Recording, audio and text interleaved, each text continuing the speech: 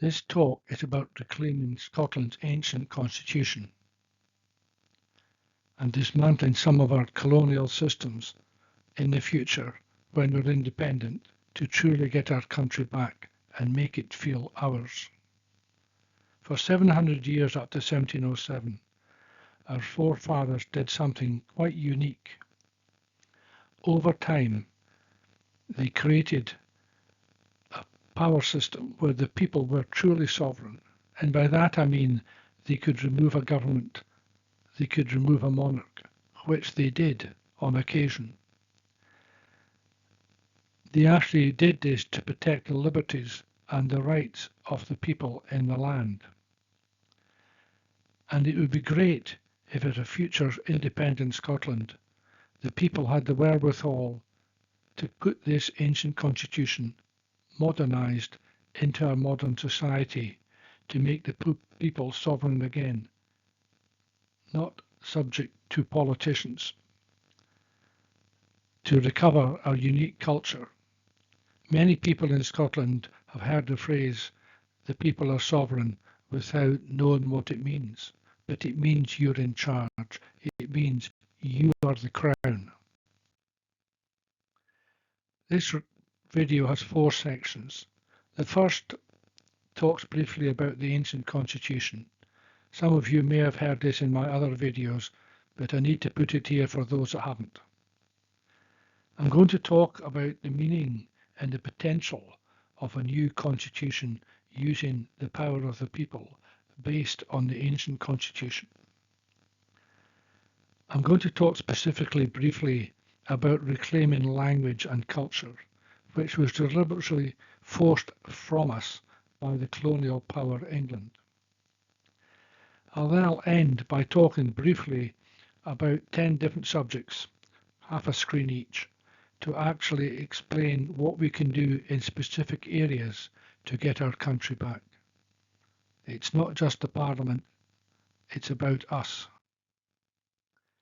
So starting with the ancient constitution. Overall, this is what it says, that the power is vested in the community of the nation, that's the people, and only delegated or loaned to a monarch or a government in the service of the common good of the people and may be revoked by the will of the people.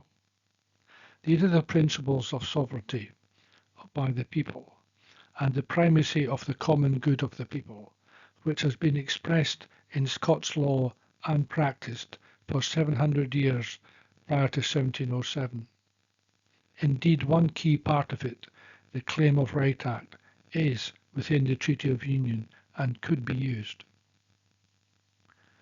Prior to 1286, through the times of the creation of the country and the Gallic procedures and rights of obligation one to each other and to the land, eventually an organisation called the Guardians of the Realm were created in 1286, and their job was to ensure that the obligations of the state were adhered to the people. In 1310, the clergy of Scotland declared that the monarch was not the crown, it was the people, and the people was sovereign.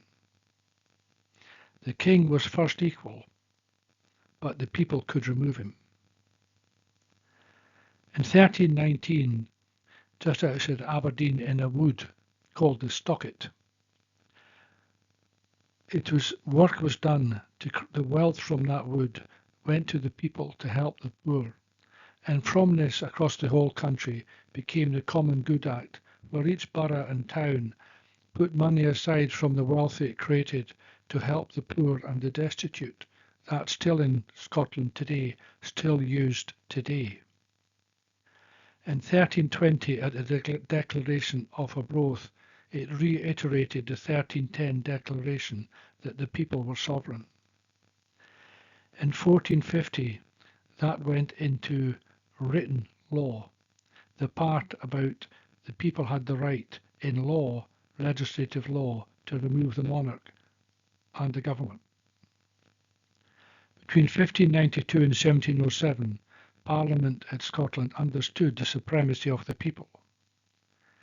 In 1663, the Act of Salvo allowed the people to actively participate and work within the Parliament to make sure that the parliamentarians were looking after the rights of the people fairly. This culminated in the 1689 Claim of Right Act.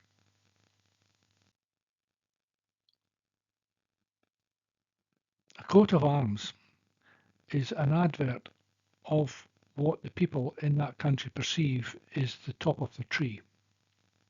This is the coat of arms of Scotland prior to 1603. That's when the monarch of Scotland also became the monarch of England. This is the crown, the control, the process that runs the land, with justice and God above. Here you have the monarch with his crown and his flag anchored to the soil. Here you have the people, a mirror image, also with a crown, and this is their flag, and they both are responsible for the land and the obligations within law. But this part could remove this part, and the monarch only ruled on the right of the people. And if he became a naughty boy or woman, the people could remove him. Just to show that the Claim of Right Act, which includes much of the sovereignty of the people, is actually in the Union Treaty of 1707, and it's still a current legislation as shown at the bottom of the box here. The ancient constitution, the Claim of Right, says this, and this is how important it is. It matters because it provides a means of escape from tyranny, from a government that violates these principles, as defined in the Claim of Right. That escape route is the power of the Scottish people to sack an oppressive or corrupt government, not through Parliament or law courts, but through a tribunal known as the Convention of the Estates, and replace it with one that will serve the common good and uphold the sovereignty of the people, so we can depose a government and remove a monarch.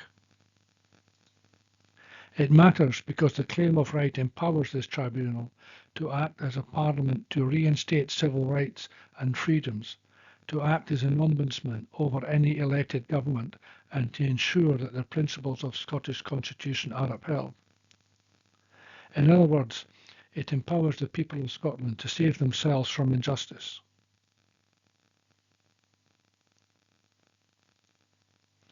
I have these 3 other videos which cover the areas that I've already talked about if you want more detail and more background.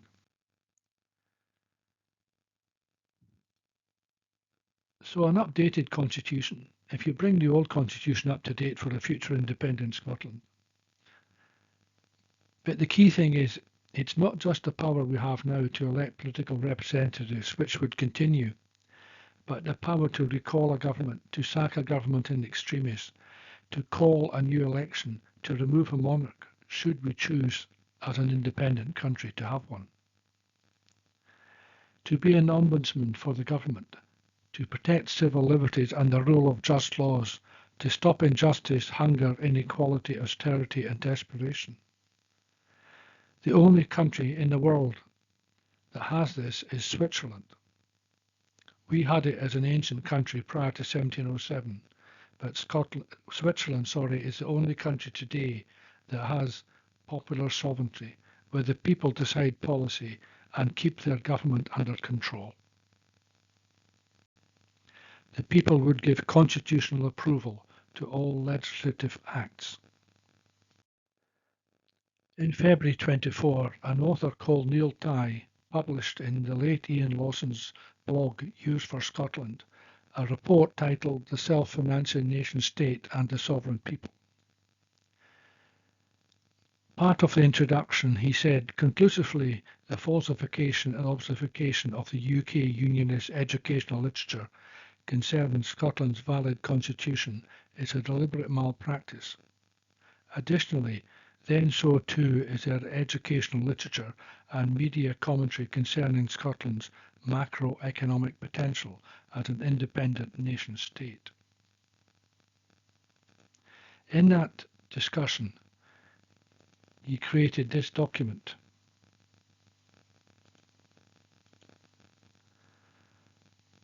Which is to do with the self-financing nation state. And it says at the top here, Scottish Government Banking Service, Public Expenditure and Taxation Account in Scotland. So that's what this is. And I'm not going to cover that. Anyway, it's too small. But he shows here in the Scottish Parliament, he shows two chambers.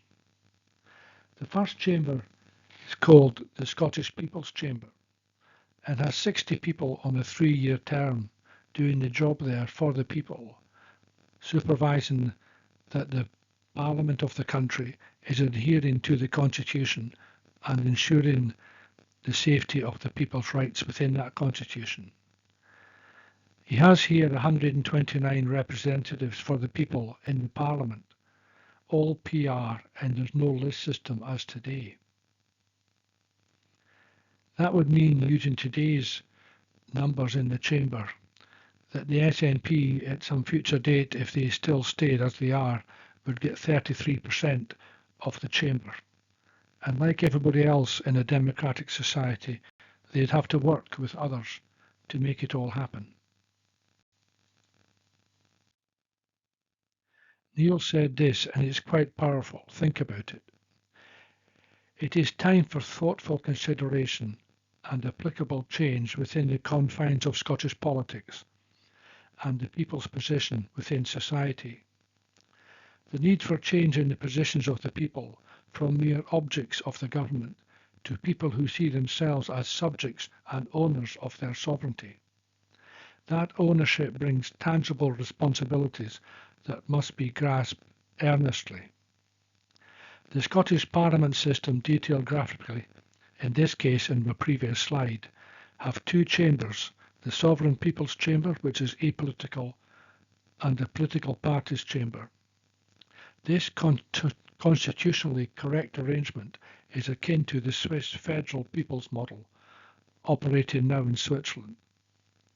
As of now, our Scottish Parliament is complicit in maintaining a subordinate ideological relationship with a corrupt Westminster government, which is a state-centric sovereignty perspective.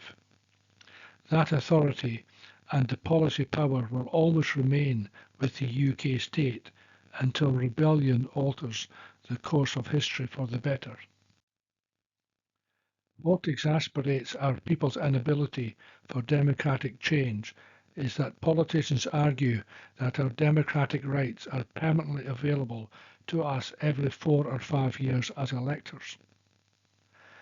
Within those 4 or 5 years, our democratic rights vanish, and all politicians become unaccountable. The people therefore become the vassals of the state and not the recipients of the state. As long as citizens take a wait-and-see position, the nation-state of Scotland will end in the self-fulfilling prophecy of failure. We need education and an active engagement of our communities by the sovereign people to build our own society. Our government and its institutions alone will not win this uphill battle with the people. The people need to be there, the people need to take ownership, and the people need to run the country. So it will be a written constitution based on the past and the best bits of other countries' constitutions today. As mentioned, it will have two chambers. The People's Chamber being the upper house. Any changes to the written constitution will be made by the people, all the people of the country, and must have an acceptable level of acceptance, say 60%. The People's Chamber will approve and vet all legislation to ensure that politicians cannot remove the constitutional protections for the country. On the Salvo website, salvo.scot, they've actually translated the old constitution into modern words. What I have here is unaltered, exactly from that Salvo website. What it says, this is the old constitution in modern words. Think how powerful that is, and think all those years ago that the people of Scotland managed to create this unique power.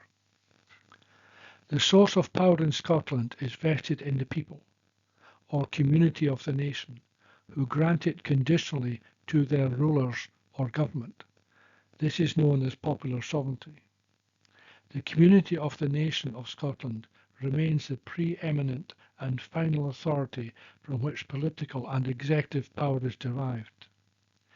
No political or regulatory power exists apart from or above this authority.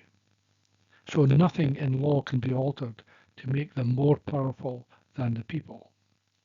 Political and regulatory power is subject to a compact between the people and government, where power is devolved by the will of the people, but only to the politicians upon its purpose to protect and promote the common good.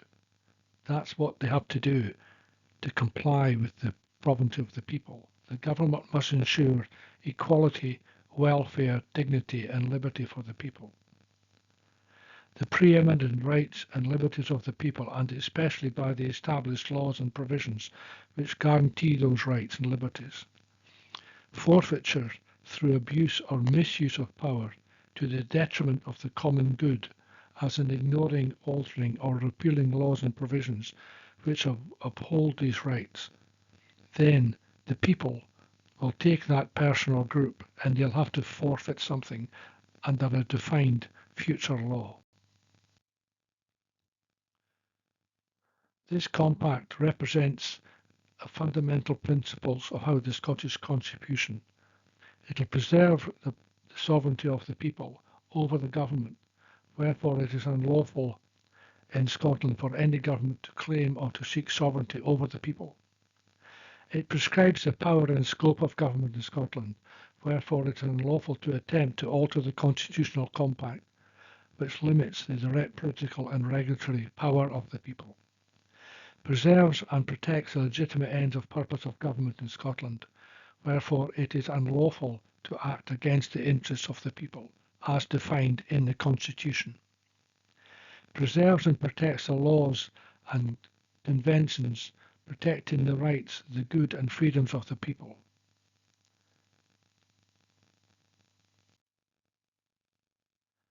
Protecting the rights and prohibitions as established in the Claim of Right Act. This is some of them, but not all of them. The equal right to justice for all people, by which it is unlawful to limit the right and the means to petition for justice. The right to equality under the law, by which it is unlawful to subvert the law or the justice system so as to victimize or punish political enemies. The right of the lenders of power, which is the people, to call the borrowers of power, the government, to account, by which it is unlawful to limit the power of peaceful protest. The right to privacy, by which it is unlawful to demand, under penalty, to know the private thoughts of individuals or to attempt to gain this knowledge without consent. The right to fair and transparent management of the national assets, by which it is unlawful to offer grants and financial advantage without parliamentary oversight. The right to fair and transparent systems of taxation, by which it is unlawful to grant exceptional immunity from the public debt such as taxes without public oversight. Looks like no tax havens in the future. The right of the people in the community of the nation remains inviolate to uphold and defend the provisions of the Constitutional Compact, to consider, condemn and reject the misuse of power, to declare the rights and powers to govern Scotland, forfeit and to withdraw the loan of power as a consequence. So the people have the power to make sure things happen and punish those that don't adhere to the Constitution. And while these rights remain, so also there must be an instrument of those rights, such as those which formerly exist in Scotland, in free, transparent and unfettered public access to information in all matters concerning the common good and the interests of the nation, in public oversight and exercise of veto over Parliament and government, in the final authority of a non-parliamentary representative body, the Convention of the States or its successor, to apply sanction, redress or remedy by removal, and in the independence of the judiciary, especially the Court of Session, to whom the resolution of any conflict between the claim of public right and the powers of government should be referred.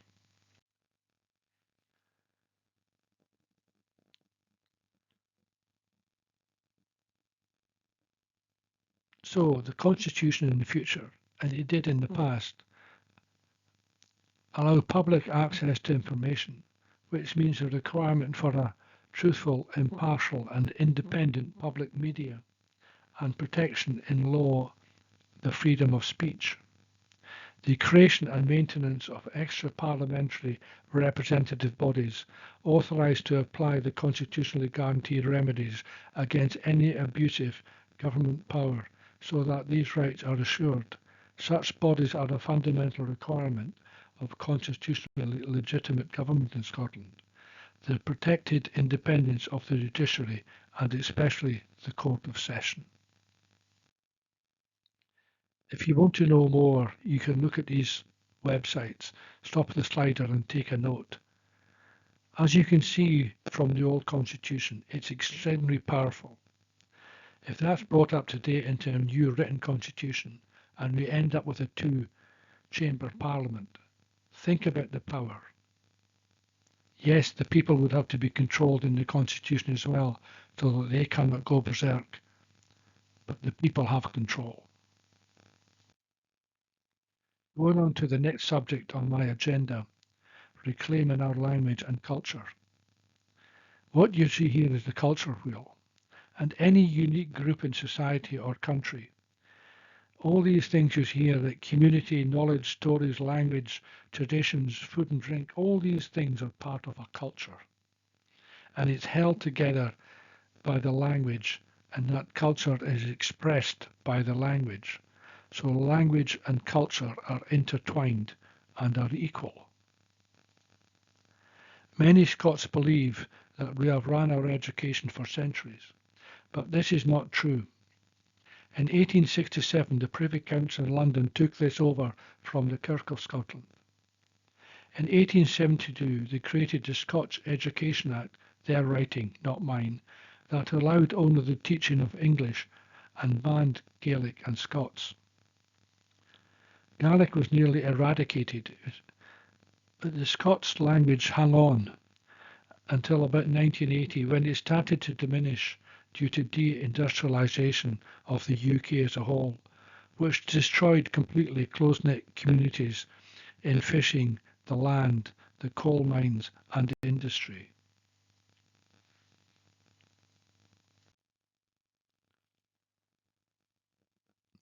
Modern Scots at the top and English at the bottom. And this is the same thing in Gaelic. So these are the three languages currently in use. I emphasise modern Scots because if you go back a little bit, there are lots of words not used at all today, but they are part of a balanced and broad language that could be brought in to give us a rich language to explain ourselves to ourselves and the world. In 2005, Holyrood passed the Gaelic Scotland Act. This gave parents the right to have their children taught in Gaelic anywhere in Scotland. To get our culture back, the culture of language, the culture of expressing in our own language, we need bold policies in the future independent Scotland. We need to teach all children to speak Scots and English. Gaelic on request, because the majority of people in Scotland speak English and about 45% of us speak modern Scots. English must be there, as it's a considered language of business in Western Europe and North America, in fact, quite often across the world.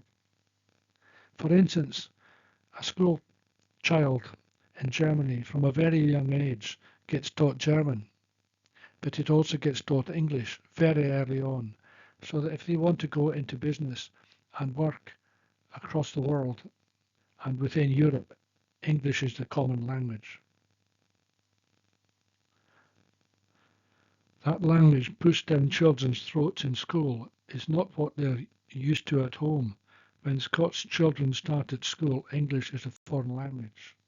This was true prior to 1980 to 90 in some parts of Scotland.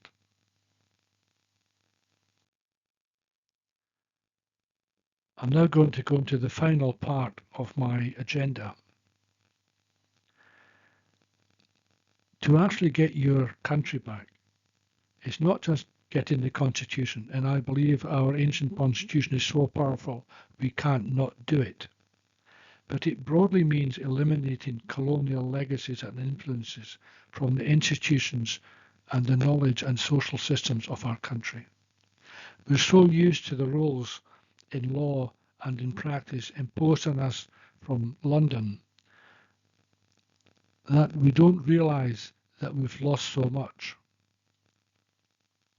This is a human hangover from our colonial masters, and it must be, where sensible and possible, removed. Our leaders in politics, commerce, social care, health and education must be replaced by people with their heart and commitment to our country and our communities. I don't mean Scots speakers and Scots born, I mean anyone.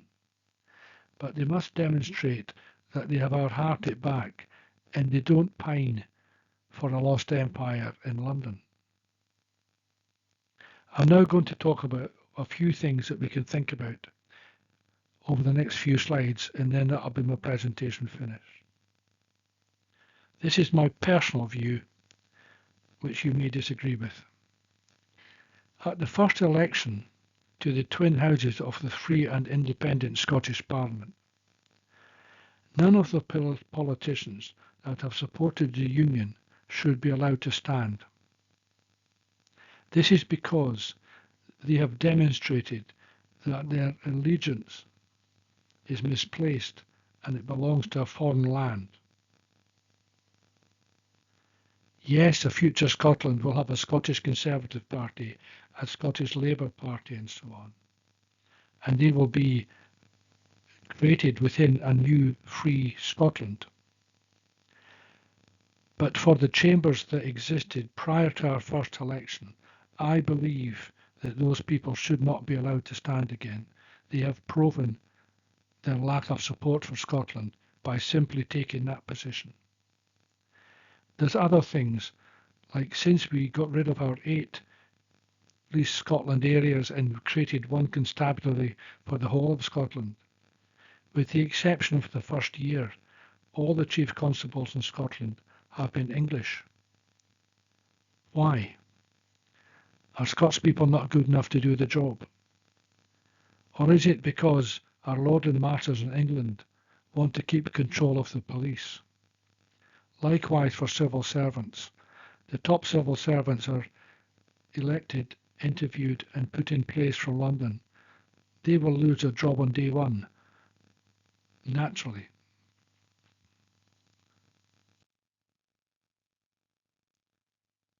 Higher education.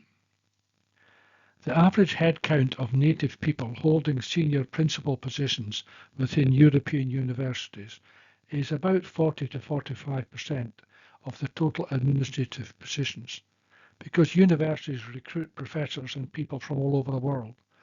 But across Europe, it's usually 40 or 45% are native-born leaders. In Scotland, it varies between nothing and 10% in our top universities, depending on the subject. This is because all the posts are advertised and created and interviewed in London. A colonial power doesn't want the police to be out of control, nor does it want education to be controlled by the Scots. Imagine the horror of teaching real Scottish history to higher education people.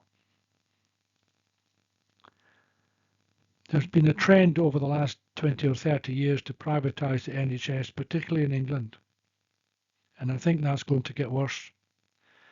We need to make the NHS the way the majority of the people in Scotland want. Within our constitution, it must never be privatised, and it must be funded properly for all the people. It's important that we put this in the constitution. Immigration is important.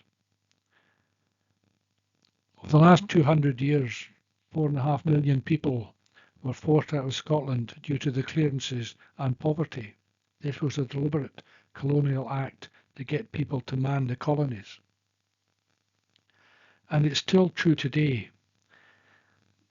So we need to get more people into the country because our birth rate is abysmally low, partly because of the levels of poverty that exists in some parts of the community. But we need to make sure that the people that come in the country are committed to our country. So they must learn our language within a certain time period, reading and writing. We must also consider the common travel area within the United Kingdom. This means at the moment that people from the UK and Ireland can move with no paperwork to either country and buy property, live and work there. I can't see why Scotland would be any different as an independent country, but it needs to be carefully thought about and carefully controlled. You can't be independent unless you have your own currency.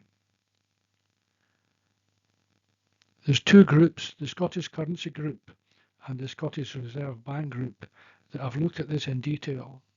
And they've gone into minute detail the number of people, the departments, the structures that would need to be put in place. They've tried to talk to Holyrood about this, but there's no one there interested. But they look at monetary policies and much tighter than the UK financial systems. No gambling allowed in Scotland. More on that later. Transport links to the outside world are particularly poor in Scotland. Nearly everything of bulk and any size has to go through England to go anywhere. So it's crucial in an independent Scotland, as quick as practically possible, that we create a large port on our west coast and at least two on the east coast for large movements of goods, without the needs for people in Scotland the extra cost of driving a lorry to Dover or Hull or Harwich or wherever.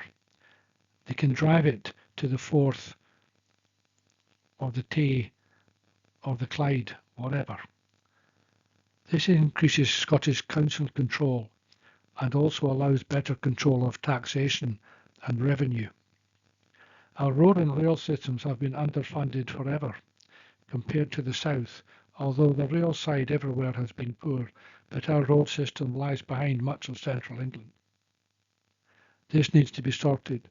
All modern countries that are dynamic economically need a good transport system in and out of their country.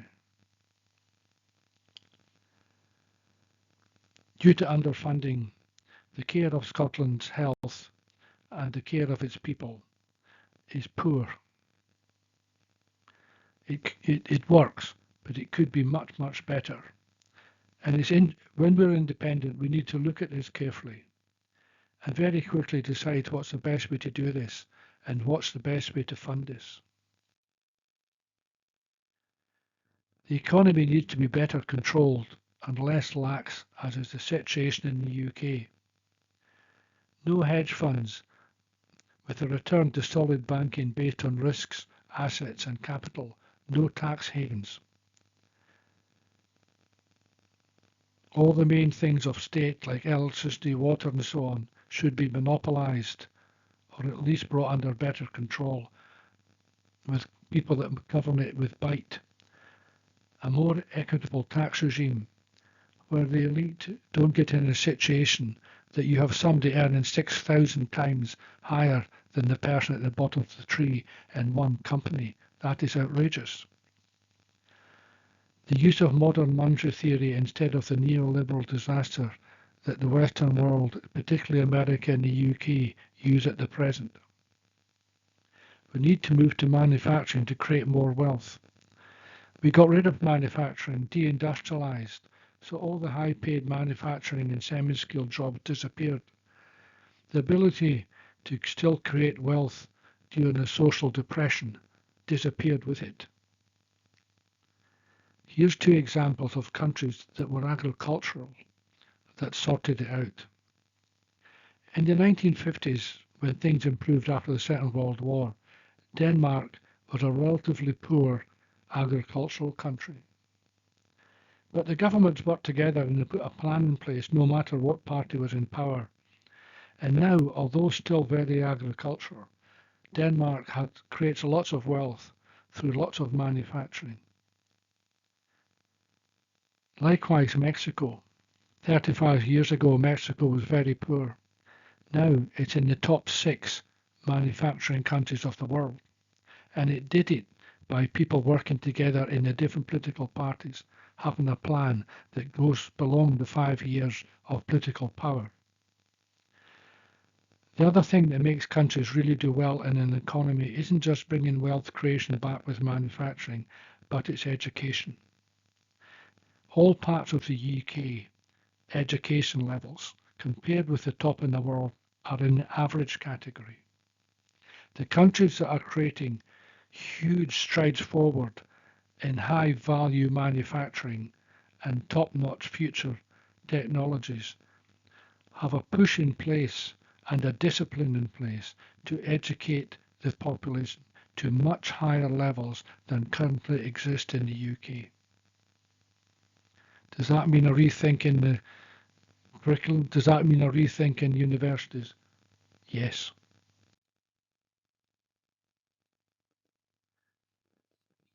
The model for local government we have is a UK-based model. There's many countries around Europe, Norway in particular, that have much smaller council areas, some of them just covering towns in the remote valleys of Norway, where they have the right to collect the taxes. They have more democracy, more power to do things locally. So the whole structure needs to be reviewed and improved so that the different communities can create wealth and enhance the common good fund. The military. The current UK military, which includes Scotland, is far too big for the needs of a country with a population of 5.5 million, Scotland. So the dead empire thinking of the British state needs to be replaced with the ambitions of a country of our size, perhaps like Ireland, Norway, Belgium. Dynamic, hard-hitting, decent, but not so expensive. And the people can decide at the time whether Scotland wants to put its military into NATO. A major control used against Scottish independence and the search for Scottish self-determination is the mainstream media in the United Kingdom. It's very anti-Scottish, which it always has been, but particularly since 2012 in the run-up to the independence election. That would disappear with independence because they'd lost the war and there would be no more talk about the Scottish Constitution from English media. But what's important is that it showed the danger of state interference in the media, and you can assure there was and is.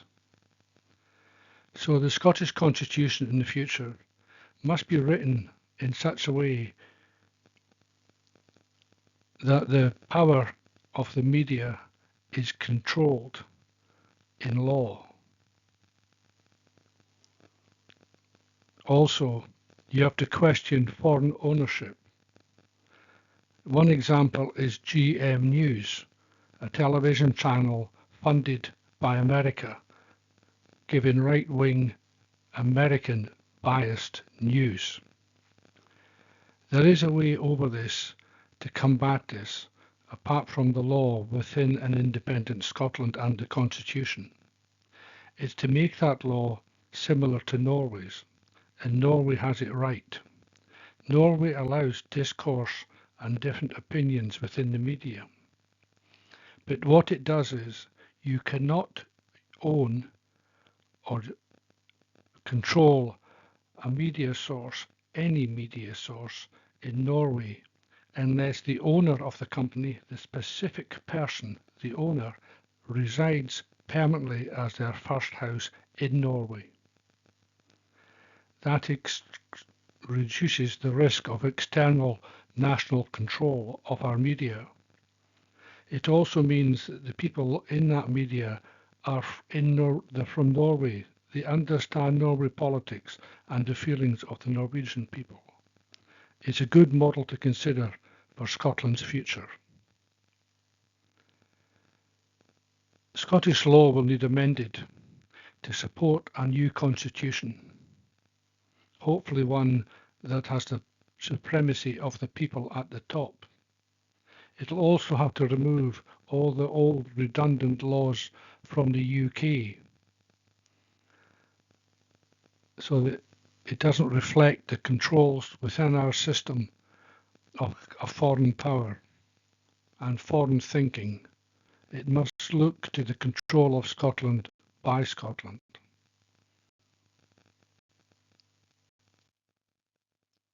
It's not an accident, but a major aspect of control of a colony for the colonizer to control its key institutions.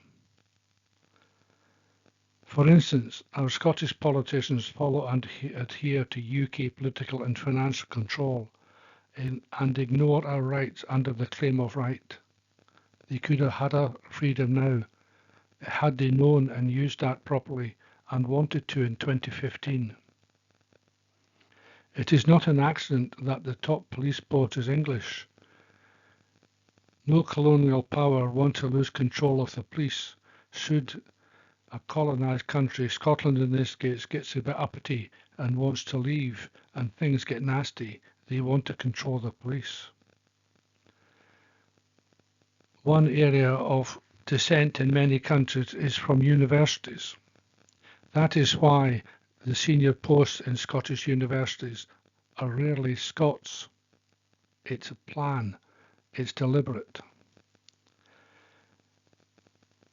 And I've just mentioned the mainstream media, which is actively against the notion of independence in Scotland. That's not an accident either.